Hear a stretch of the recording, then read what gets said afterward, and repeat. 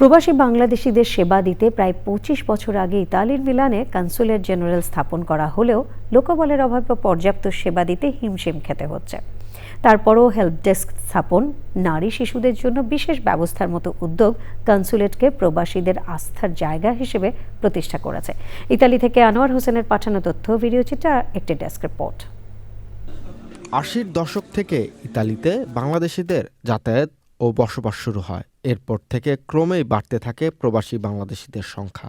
তারই পরিপ্রেক্ষিতে ১৯৯৭-৯৮ সালের দিকে ইতালির শহর মিলানে কনসুলেট জেনারেল স্থাপন করা হয়। সে দেশে বাংলাদেশের দ্বিতীয় বৃহত্তম কূটনৈতিক মিশন, যার মাধ্যমে উত্তর ইতালিতে বসবাসকারী বাংলাদেশিরা সেবা পেয়ে থাকেন।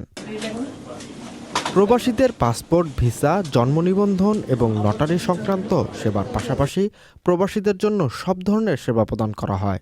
মিলানের কনসুল জেনারেল মোহাম্মদ রফিকুল আলম জানিয়েছেন, এখানে সেবার মান উন্নয়নের সঙ্গে তাল মিলিয়ে ভোগান্তি কমাতে হেল্প ডেস্ক স্থাপন করা হয়েছে, যেন প্রবাসীদের দীর্ঘ সময় লাইনে দাঁড়াতে না হয়।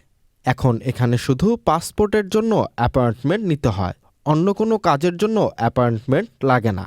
শিশু, গর্ভবতী, অসুস্থ ব্যক্তি যাদের পাসপোর্ট হারিয়ে যাওয়া বা মেয়াদ শেষ হয়ে গেলে তা নবায়নে অ্যাপয়েন্টমেন্ট লাগে না। পাসপোর্টটা ডেলিভারি দেওয়া হয় বিকালবেলা, কোন সময় বাড়িতে যাবে এবং কি আসে সকালবেলা, ফেরার পরে কোনো গাড়ি ঘোড়া নাই, কোনো যাওয়ার কোনো ব্যবস্থা নাই। এটা আমরা আশাবাদী এখানে যারা স্টাফ আছে আরো বাড়াইতে হবে। এই জন্য আমাদের মা বোন যারা আসে তারা তাদেরকে আলাদাভাবে একটা বসার জায়গার ব্যবস্থা করা দরকার। শুধু আমাদের একটা ছোটখাটো দাবি, মিলান অ্যাম্বাসিডার মাধ্যমে, মিলান কনসুলেটের মাধ্যমে, রোম অ্যাম্বাসির মাধ্যমে বাংলাদেশ, এইখানে জায়গাটা আমার মনে হয় যে একটু ছোট হয়ে গেছে।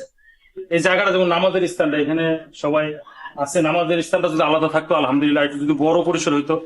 গেল বছর ছুটির দিনগুলোতেও প্রায় ১০,০০০ বাংলাদেশি প্রবাসীদের সেবা দেওয়া হয়েছে বলেও জানানো হয়। শিহাব খান, দিগন্ত, চ্যানেল আই।